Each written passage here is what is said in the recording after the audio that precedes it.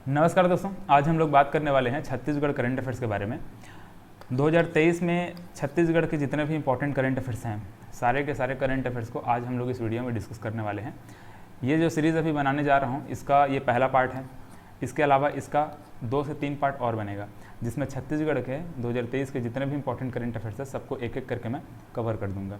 इस वीडियो में बहुत ज़्यादा इंपॉर्टेंट जो करंट अफेयर्स हैं, जो कि अभी आपका आने वाले जो एग्ज़ाम है आपका, जैसे कि महिला पर्यवेक्षक हो गया, हॉस्टल वार्डन हो गया, या फिर आपका CGPSC प्रीलिम्स के जो 2024 में एग्ज़ाम होने वाले हैं उनके लिए भी, और बीच में और जो भी एग्ज़ाम होने वाला है उन सब के लिए, उन सारे के सारे एग्ज़ाम के लिए ये वीडियो बहुत ही इंपॉर्टेंट होने वाला है। मतलब यहाँ पर जो 4-5 वीडियो अभी बनने वाला है ना ये सीरीज़ में, ये वीडियो बहुत ही ज़्यादा इंपॉर्टेंट होने वाला है, इसको आप लोग ज़रूर देखिएगा, ठीक है। इसके अलावा अगले संडे या सैटरडे से मैं क्या करने वाला हूँ, छत्तीसगढ़ का वीकली करंट अफेयर्स में शुरू करने वाला हूँ। छत्तीसगढ़ का वीकली करंट अफेयर्स में कवर करूँगा और कोशिश करूँगा कि नेशनल इंटरनेशनल करंट अफेयर्स को भी मैं वीकली कवर करने का कोशिश करूँगा, ठीक है। पॉसिबल है तो उसको भी अपन करेंगे, बाकी छत्तीसगढ़ करंट अफेयर्स में वीकली अपलोड करूँगा ही, ठीक है।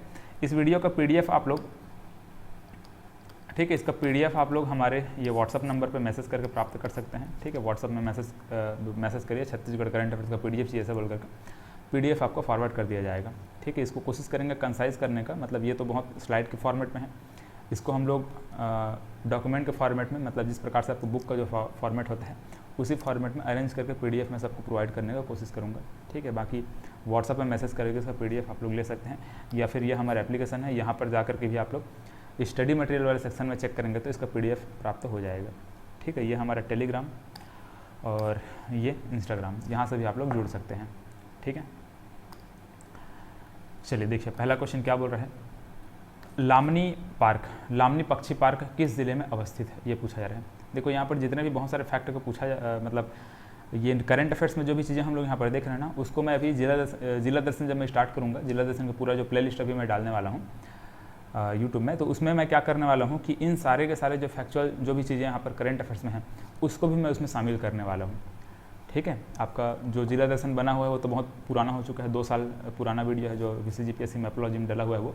अभी एक नया सिरे से मैं सारे के सारे ज़िले को 1 से लेकर के पूरा 33 ज़िले तक का मैं एक एक करके कवर करने वाला हूँ। 25 से 30 लेक्चर बनेगा जिला दर्शन का, छत्तीसगढ़ जिला दर्शन का, उसको हम लोग कवर करेंगे, ठीक है। तो ये जो वीडियो का सीरीज़ रहेगा उसको आप लोग बिल्कुल भी मिस मत करिएगा। डेली आपका एक एक वीडियो आएगा, डेली आपको एक एक वीडियो कवर करते हुए जाना है। आप चाहेंगे तो इसका टॉपिक वाइज टेस्ट भी ज्वाइन कर सकते हैं। अभी टेस्ट सीरीज़ के बारे में भी आगे मैं बात करने वाला हूँ। अभी CGPSC प्रीलिम 2023 के लिए मैं नया टेस्ट सीरीज़ का बैच स्टार्ट करने जा रहा हूँ। 25 टेस्ट का वहाँ पर सेट आपको मिलने वाला है। प्रत्येक संडे एक एक टेस्ट होते जाएगा, मतलब अभी लगभग 6 से 7 महीना जो अभी प्रीलिम्स का समय बचा हुआ है आपका 2023 का, तो उससे पहले हम लोग क्या करेंगे, लगभग 25-26 जो टेस्ट है उसका पूरा एक सीरीज़ में डालने वाला हूँ। उसका मैं भी आपको अपडेट बहुत जल्दी इसी वीडियो में आपको आगे दे दूँगा, है ना। तो वो हम लोग कवर करने वाले हैं, और बाकी बहुत सारी चीज़ें हैं जिसको अभी हम लोग स्टार्ट करने जा रहे हैं। अभी फ़िलहाल क्या था, कुछ दिनों के लिए मैं थोड़ा सा ज़्यादा बिजी हो गया था। बिजी मतलब कि ऑफलाइन क्लास में थोड़ा ज़्यादा मैं इन्वॉल्व हो गया था, ऑनलाइन साइड में बिल्कुल भी ध्यान नहीं दे पा रहा था। बहुत सारे लोग, मतलब बहुत सारे बच्चे लोग कमेंट भी किए थे कि सर वीडियोस नहीं आ रहे हैं, नए वीडियोस अपलोड नहीं कर रहे हैं, इस टाइप से बहुत सारा कमेंट आया हुआ था। तो मैं सोचा कि फिर से एक बार सीरीज़ शुरू किया जाए। ऑफलाइन क्लासेस वगैरह में थोड़ा सा ज़्यादा इन्वॉल्व होने की वजह से ऐसा हुआ था। बाकी अभी इधर कोशिश करूँगा कि यूट्यूब में भी प्रॉपर आपका लेक्चर आए। बाकी ऑनलाइन क्लासेस वगैरह भी चल रही हैं एप्लीकेशन में, आपका कोर्सेस वगैरह वहाँ पर भी है, लाइव क्लासेस वगैरह भी होती हैं। तो वो चाहें तो वो भी आप लोग ज्वाइन कर सकते हैं। मतलब डायरेक्ट अगर आप लोग कोई व्यापम या फिर PSC का बैच ज्वाइन करना चाहते हैं, मेरे द्वारा अगर पढ़ना चाहते हैं, तो इस प्रकार से कोई भी आप लोग बैच ज्वाइन कर सकते हैं, ठीक है। जो कॉन्टैक्ट नंबर यहाँ पर आपको दिखा है उसी कॉन्टैक्ट में आपको, मतलब इसी कॉन्टैक्ट नंबर पर आपको व्हाट्सअप या फिर कॉल करके इसके बारे में जो भी जानकारी प्राप्त करना है कर सकते हैं। देखिए पहला क्वेश्चन क्या बोल रहे हैं, लामनी पार्क किस ज़िले में अवस्थित है, ये पूछा जा रहा है। तो इसका सही आंसर है बस्तर, ठीक है। बस्तर ज़िले में लामनी पार्क अवस्थित है। इसके बारे में थोड़ा सा यहाँ पर डिटेल देखिए। लामनी पक्षी पार्क या फिर लामनी पक्षी विहार, इस प्रकार से आप इसको पढ़ सकते हैं। तो भुवनेश्वर के तर्ज पर जगदलपुर में, ठीक है, ये जो लामनी पार्क है ये बनाया गया है, ठीक है। जगदलपुर में क्या बनाया गया है, लामनी पक्षी पार्क बनाया गया है, और यहाँ पर एक पक्षीशाला का निर्माण किया गया है, और इस पक्षीशाला में 450 प्रजातियों की पक्षियों को रखा जाएगा, ठीक है। 450 प्रजातियों की जो पक्षियाँ हैं इसको यहाँ पर रखा जाएगा। इससे बेनिफिट क्या होगा कि आने वाले समय में जितने भी जो सैलानी हैं, सैलानियों का आकर्षण का केंद्र बनेगा। इसका जो लोकार्पण है वो 26 जनवरी 2023 को मुख्यमंत्री श्री भूपेश बघेल के द्वारा किया गया था, ठीक है। 26 जनवरी 2023 को और बहुत सारी चीज़ों को लोकार्पण यहाँ पर किया गया है बस्तर में ही, उन चीज़ों को हम आगे यहाँ पर देखने वाले हैं। तो यहाँ पर लामनी पक्षी पार्क के बारे में हम लोग 3 फैक्ट समझे। एक तो ये जगदलपुर में है, दूसरा ये 450 प्रकार की प्रजातियों के जो पक्षी हैं उसको यहाँ पर शामिल किया जा रहा है, मतलब यहाँ पर रखा जाएगा।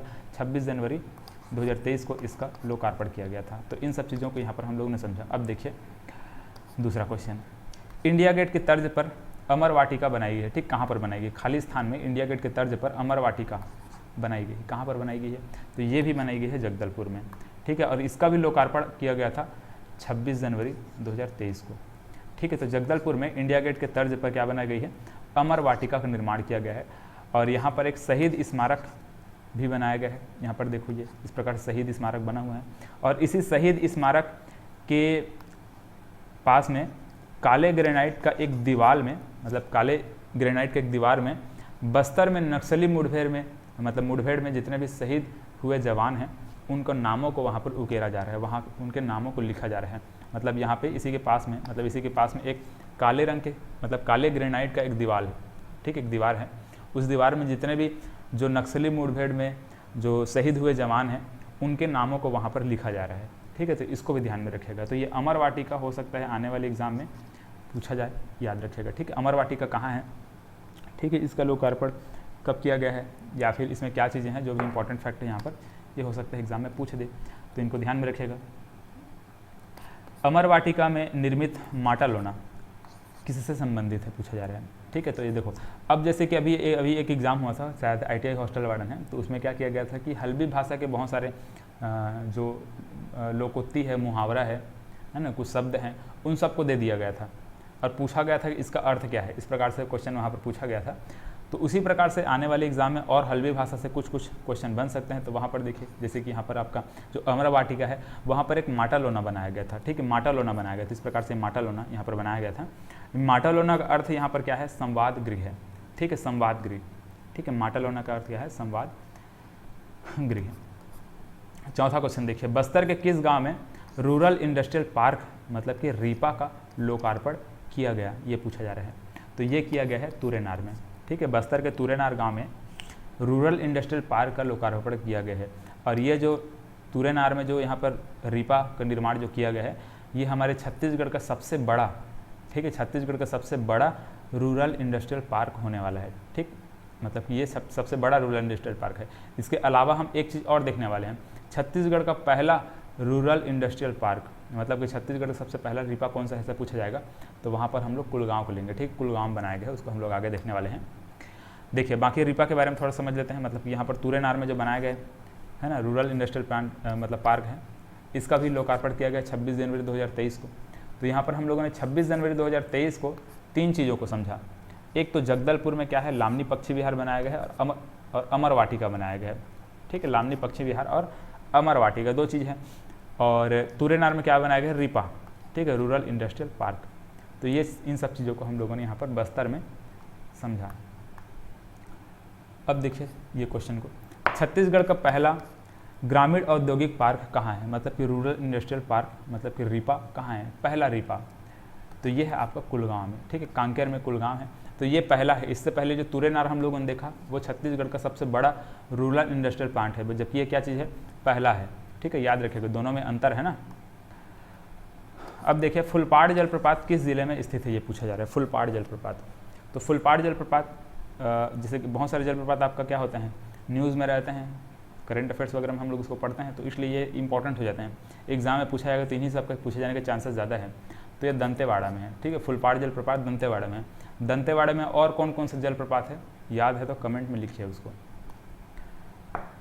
7वां क्वेश्चन देखिए, प्रदेश का पहला mobile millet cafe, millet on wheel. ठीक है, मिलेट ऑन व्हील का प्रारंभ किया गया है, कहाँ से किया गया है? तो ये किया गया है खरसिया से। ठीक है, छत्तीसगढ़ का पहला mobile millet cafe millet on wheel का जो प्रारंभ किया गया है, कहाँ से किया गया है? खरसिया से किया गया है। यह एक प्रकार का चलता फिरता मिलेट कैफे होगा। इसका संचालन महिला समूह द्वारा किया जाएगा। 4 फरवरी 2023 को इसकी शुरुआत की गई है। तो ये फिलहाल उतना भी ज़्यादा इंपॉर्टेंट करंट अफेयर्स नहीं है, लेकिन हालांकि कभी पूछा जा सकता है मिलेट ऑन कैफे या फिर मोबाइल मिलेट कैफे का शुरुआत कहाँ से किया गया है, इस प्रकार से बन सकता है, इसलिए देखना जरूरी था, ये इंपॉर्टेंट है। छत्तीसगढ़ में बाघों की संख्या कितनी है, छत्तीसगढ़ में बाघों की संख्या आपको बताना है। तो छत्तीसगढ़ में बाघों की संख्या कितनी है, 17 है। यहाँ पर समझिए देश में या फिर छत्तीसगढ़ में, देश और छत्तीसगढ़ दोनों में यहाँ पर हमको देखना है ना। पहले हम लोग समझ लेते हैं देश में कितने बाघ हैं उसको, है ना। देश में बाघों की संख्या देखो, ये हर 4 साल में NTCA द्वारा बाघों का एक रिपोर्ट जारी किया जाता है, ठीक है। बाघों का संरक्षण किया जाता है, अलग अलग राज्य में कहाँ कहाँ पे कितना कितना बाघ, इन सब का सर्वेक्षण करके NTCA क्या करता है, हर साल एक रिपोर्ट जारी करता है, मतलब हर 4 साल में एक रिपोर्ट जारी करता है ना, हर 4 साल में।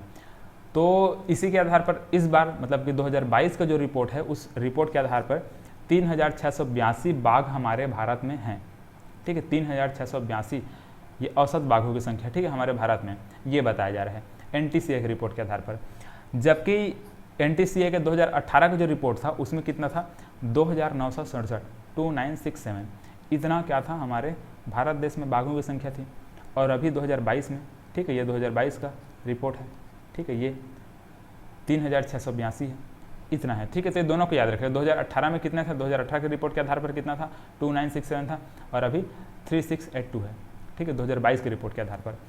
इसके अलावा देश में सर्वाधिक बाघ मध्य प्रदेश में है, ठीक है। सर्वाधिक बाघों की संख्या कहाँ है, मध्य प्रदेश में सबसे अधिक है, 785 बाघ। मध्य प्रदेश में देखोगे तो 785 बाघ है, जबकि हम लोग छत्तीसगढ़ में कुल बाघों की संख्या 17 देख रहे हैं।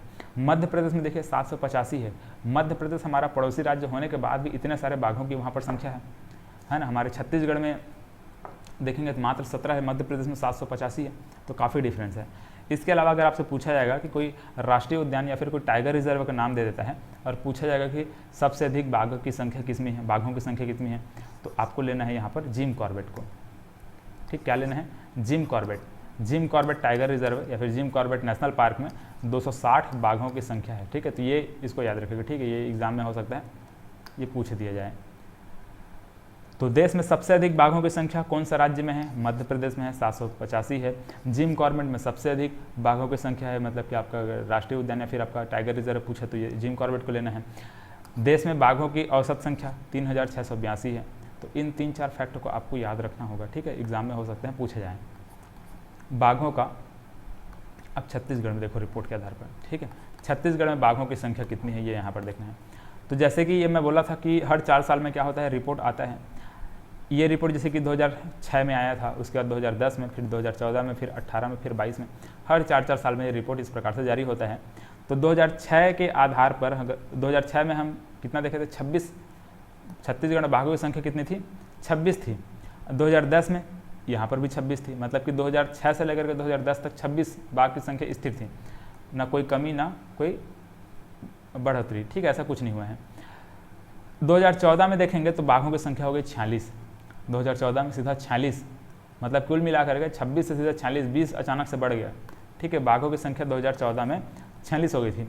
इसके बाद 2018 में बाघों की संख्या छत्तीसगढ़ में थी 19, और 2022 में बाघों की संख्या है 17, ठीक है। ये 2022 का रिपोर्ट अभी वर्तमान में हमको याद रखना पड़ेगा। छत्तीसगढ़ में कुल बाघों की संख्या कितनी है, 17 है ना, ये 2022 के रिपोर्ट के आधार पर, ठीक है। NTCA द्वारा ये रिपोर्ट जारी किया था, ठीक है, राष्ट्रीय बाघ संरक्षण प्राधिकरण द्वारा ये रिपोर्ट जारी किया जाता है। तो आपको बस इतना याद रखना है कि हमारे छत्तीसगढ़ में बाघों की संख्या कितने हैं, 17 है।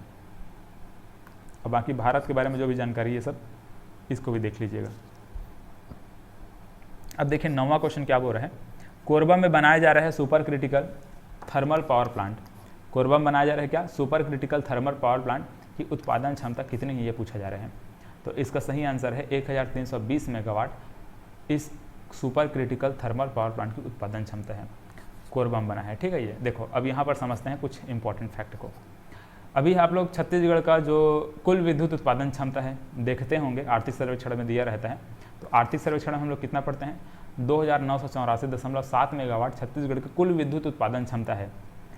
लेकिन ये जो super critical thermal power plant है, इसमें उत्पादन जब चालू हो जाएगा, मतलब कि 1320 मेगावाट का जब उत्पादन शुरू हो जाएगा, तो हमारे छत्तीसगढ़ में कुल विद्युत उत्पादन क्षमता बढ़ जाएगी, ठीक है। ये 1320 और ये 2984 दोनों को जोड़ेंगे तो जितना भी आएगा ये लगभग 4000 से अधिक मेगावाट का विद्युत उत्पादन क्षमता हमारे छत्तीसगढ़ की हो जाएगी, ठीक है। अभी हम लोग 3000 के आसपास देखते हैं, मतलब 2984 देखते हैं, लेकिन अब लगभग 4000, ठीक है, 4000 से भी ज़्यादा क्या हो जाएगा, हमारे छत्तीसगढ़ की विद्युत उत्पादन क्षमता हो जाएगी। ये दोनों को जोड़िए और जोड़ करके बताइए कि इसका आंसर कितना आ रहा है ना, कितना होगा इसको बताइएगा, कमेंट करके कमेंट बॉक्स में लिख दीजिए। अच्छा, यहाँ पर देखिए एक चीज़ और, जैसे कि ये क्या चीज़ है आपका 1320 मेगावाट का ये super critical thermal power plant का ये उत्पादन क्षमता होगी। यहाँ पर 660 मेगावाट का 2 यूनिट लगा हुआ है, ठीक है, 660 मेगावाट का 2 यूनिट लगा हुआ है। तो कुल मिलाकर के देखेंगे तो ये इस प्रकार से 1320 मेगावाट होगा, ठीक है, 660 गुणे 2 करेंगे तो 1320 इस प्रकार से होगा। एक इम्पॉर्टेंट अनाउंसमेंट है, जैसे कि मैंने पहले भी आपको बताया था कि अभी 2023 जो CGPSC होने वाला है उसके लिए ऑनलाइन टेस्ट प्रारंभ किया जा रहा है। ये टेस्ट मतलब इसमें कुल टेस्ट की संख्या 25 होंगी। इसका रजिस्ट्रेशन फ़ीस रखा गया है 249 रुपये, ठीक है, फीस बहुत कम रखा गया है, 249 रुपये में होगा। 25 टेस्ट यहाँ पर दिया जा रहा है, मतलब कि बहुत है। टेस्ट में जो क्वेश्चन की क्वालिटी होंगी, क्वेश्चन का जो लेवल रहेगा वो जिस प्रकार CGPSC के क्वेश्चन का लेवल होता है उसी लेवल का क्वेश्चन आपको देखने को मिलेगा। मतलब कि क्वेश्चन के लेवल में कोई भी कॉम्प्रोमाइज़ नहीं किया जाएगा, प्रीवियस ईयर क्वेश्चन को उठा करके नहीं दिया जाएगा। क्वेश्चन को यूनिक जितना हो सके यूनिक क्वेश्चन बनाने का हम लोग कोशिश करेंगे। और प्रत्येक रविवार को ये टेस्ट होगा, ठीक है, ध्यान रखिएगा, प्रत्येक रविवार को टेस्ट होगा। एप्लीकेशन में आपका CGPSC मैपोलॉजी जो एप्लीकेशन है वहाँ पर आपको ऑनलाइन ये टेस्ट दिलाना है। ऑनलाइन ही आपको वहीं पर रिजल्ट देखने को मिल जाएगा, वहीं पर आपका सॉल्यूशन भी देखने को मिल जाएगा, जो भी क्वेश्चन का आंसर सही है कि गलत है, क्या सही है क्या गलत है, उसका जो भी डिटेल जो भी जानकारी होगी सब एप्लीकेशन में भी आपको वहाँ पर ऑनलाइन देखने को मिलेंगी। इसके अलावा आपको हम क्वेश्चन पेपर भी प्रोवाइड कर देंगे। क्वेश्चन पेपर को आपको सीधा व्हाट्सएप में हम लोग फॉरवर्ड कर देंगे, उसको आप लोग प्रिंट आउट निकाल करके उसको अपने पास हार्ड कॉपी भी रख सकते हैं। तो ये 2-3 प्रकार से आपको अलग अलग प्रकार से हम लोग क्या करने हैं, बेनिफिट पूरा देने की कोशिश करेंगे, है ना। हर प्रकार से हम लोग, हमारा कोशिश रहेगा कि आपका वहाँ पर जितना ज़्यादा से ज़्यादा हो सके आपको पढ़ाई में सहूलियत हो सके, ठीक है, वो हर चीज़ हम लोग करने के लिए कोशिश करेंगे।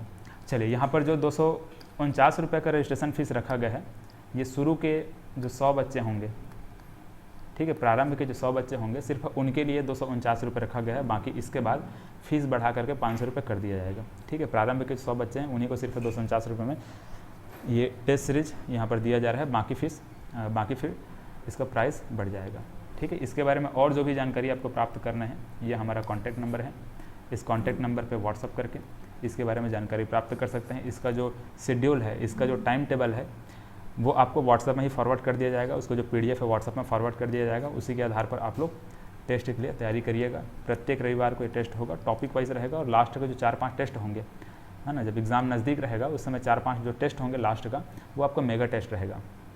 और कोशिश ये किया जाएगा कि उसमें जितने ज़्यादा से ज़्यादा स्टूडेंट मेगा टेस्ट को दिलाए, जिससे आपका प्रीलिम्स में जिस प्रकार का कंपटीशन होता है वो कंपटीशन आपको वहाँ पर पता चल सके, ठीक है। तो ये बहुत सारी चीज़ें होने वाली हैं, धीरे से इसके बारे में और हम लोग अपडेट बीच बीच में देते रहेंगे। बाकी फ़िलहाल आप रजिस्ट्रेशन करवा करके यहाँ पर टेस्ट सीरीज़ का फ़ायदा उठाइए।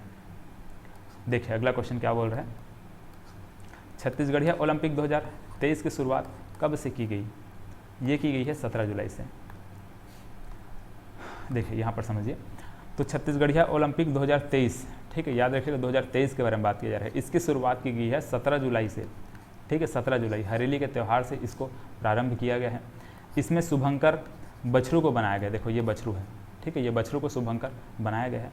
इसमें थीम रखा गया है खेलबो जितबो गढ़बो नवा छत्तीसगढ़, इसको भी याद रखिएगा, ठीक है। छत्तीसगढ़िया ओलंपिक 2023 का शुभंकर क्या है, थीम क्या है, इसमें कितने प्रकार के खेलों को शामिल किया गया है, तो 16 प्रकार के खेलों को शामिल किया गया है। 16 प्रकार के पारंपरिक जो खेल हैं उनको इसमें शामिल किया गया है। इससे पहले मतलब कि 2022 में सिर्फ 14 प्रकार के खेलों को शामिल किया गया था, लेकिन 2023 में 16 प्रकार का खेल इसमें शामिल किया गया है। मतलब कि 2 खेल, एक रस्सी कूद और दूसरा कुश्ती, इन 2 नए खेलों को भी इस वर्ष शामिल किया गया है, ठीक है। तो इसको भी ध्यान में रखिएगा, ये इंपॉर्टेंट हो सकता है एग्जाम में पूछा जाए, कितने प्रकार के खेलों को शामिल किया गया है, इसमें कौन कौन से खेल को नए शामिल किया गया है 2022 के अलावा इसमें, मतलब कि 2023 में, इस प्रकार से पूछा जा सकता है।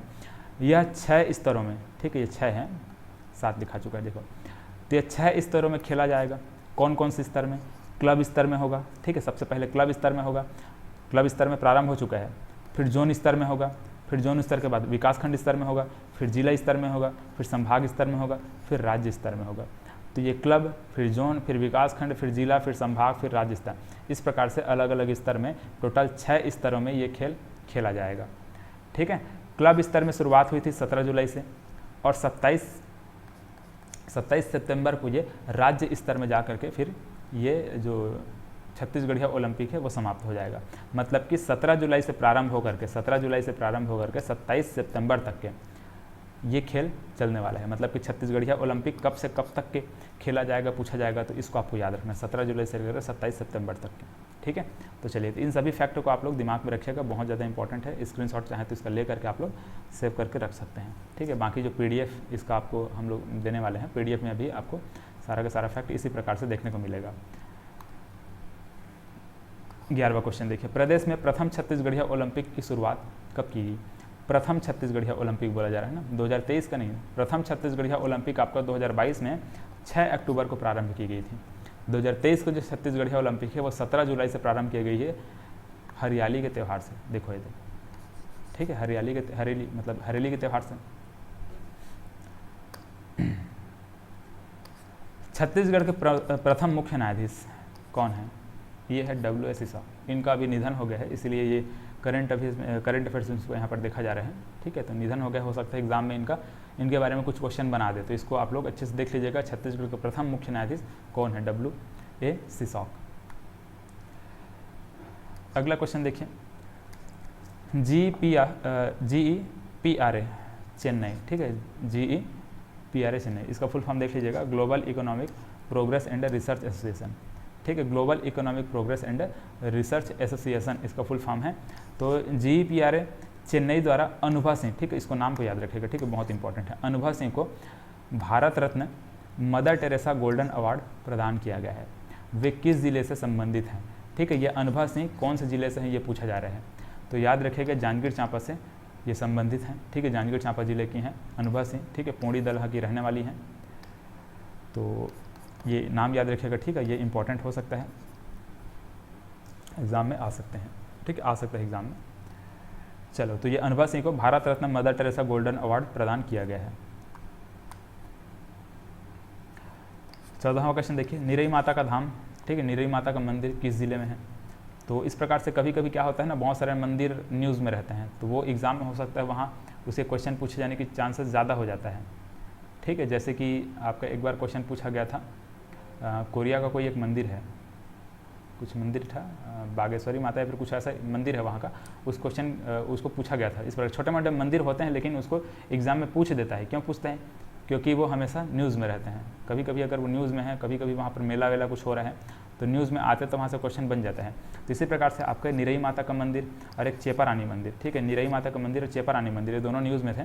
तो चेपा रानी मंदिर आपका पाली में है और निरई माता का मंदिर गरियाबंद में है। ठीक है, इसका सही आंसर ये है। 15वां क्वेश्चन देखिए, छत्तीसगढ़ के किस जिले में मोती उत्पादन व प्रशिक्षण केंद्र बनाया जा रहा है? इसका सही आंसर है बलौदाबाजार। ठीक है, बस फैक्चुअल चीज़ें हैं, हल्का फुल्का दिमाग में रखिएगा।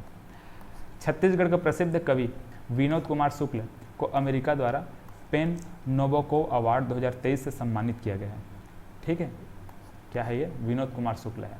ठीक है, छत्तीसगढ़ के प्रसिद्ध कवि विनोद कुमार शुक्ल को, खाली स्थान की जगह पे विनोद कुमार शुक्ल आएगा, को अमेरिका द्वारा पेन नोबोको अवार्ड से सम्मानित किया गया है, याद रखिएगा। अब देखो, ये जो विनोद कुमार शुक्ल हैं उनके बारे में कुछ और इंपॉर्टेंट जो फैक्ट है उसको भी देख लीजिएगा। जैसे कि यहाँ पर देखो, इनको साहित्य अकादमी पुरस्कार दिया गया था 1999 में। ठीक है, नौकर के कमीज के लिए, है ना, इनकी रचना है। इनकी रचनाओं को भी देख लीजिएगा। ठीक है, इनकी कौन कौन सी रचनाएं हैं बुक में एक बार उसको देखिए और याद कर लीजिएगा, क्योंकि अगर ये न्यूज़ में है मतलब हो सकता है इनसे रिलेटेड कुछ क्वेश्चन को एग्जाम में पूछ दिया जाए।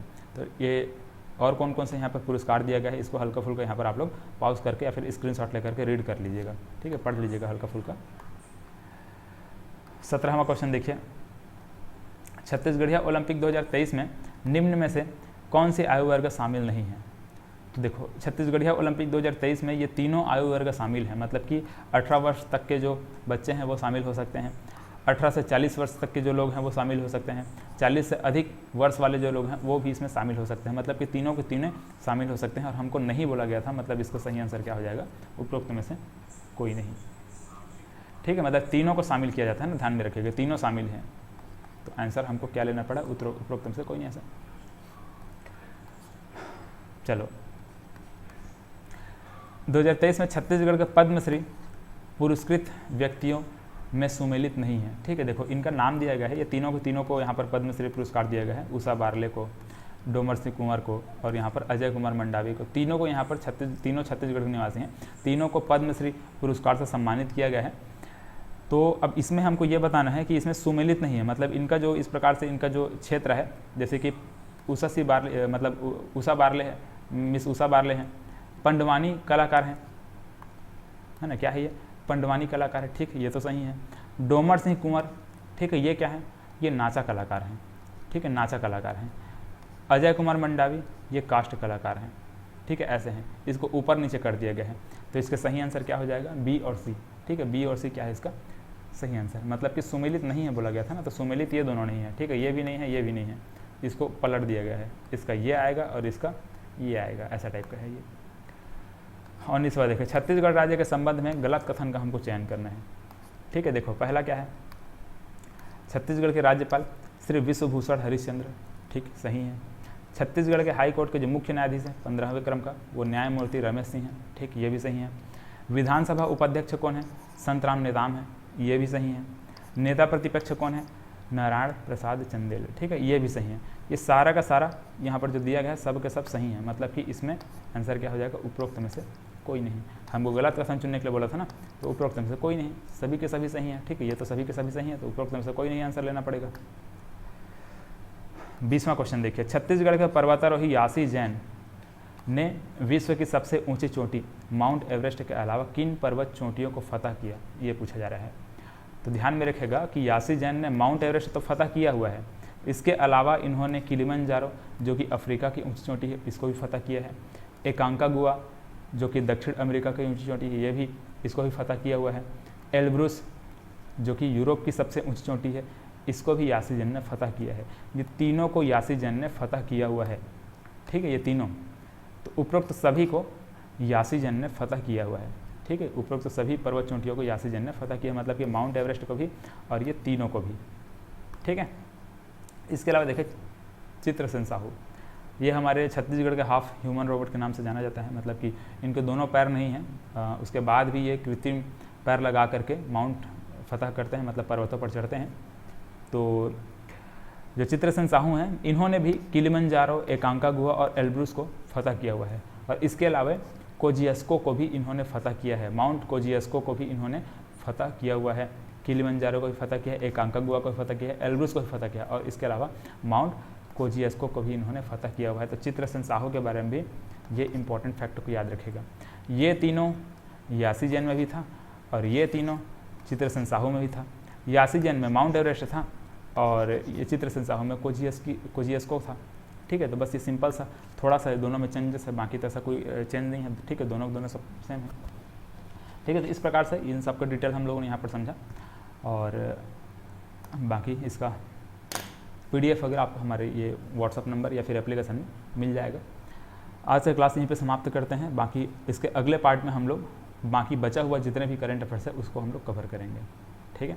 और आपको वीकली जो करंट अफेयर्स है उसको हम लोग धीरे से स्टार्ट करके उसको कंटिन्यू करते हैं, ठीक है। वीकली करंट अफेयर्स, आपका जिला दर्शन और छत्तीसगढ़ का इतिहास, ये 3 चीज़ों का सीरीज़ यहाँ पर हम पहले शुरू करेंगे, ठीक है। बाकी ऑनलाइन क्लासेस वगैरह हमसे अगर आप लोग ज्वाइन करना चाहते हैं, ऑनलाइन क्लासेस वगैरह हमारे द्वारा जो ले जाते हैं उसमें, तो आप लोग ज्वाइन कर सकते हैं। ऑफलाइन क्लासेस भी हमारे द्वारा चलाई जाती हैं गांधी चौक बिलासपुर में, यहाँ पर आप लोग ऑफलाइन क्लास में भी आकर के एडमिशन ले सकते हैं। बाकी और कोई भी आपको जानकारी चाहिए होगा तो यहाँ पर ये WhatsApp नंबर है, इसमें आप लोग कॉल या फिर मैसेज करके जानकारी प्राप्त कर सकते हैं। धन्यवाद, मिलते हैं अगले क्लास में।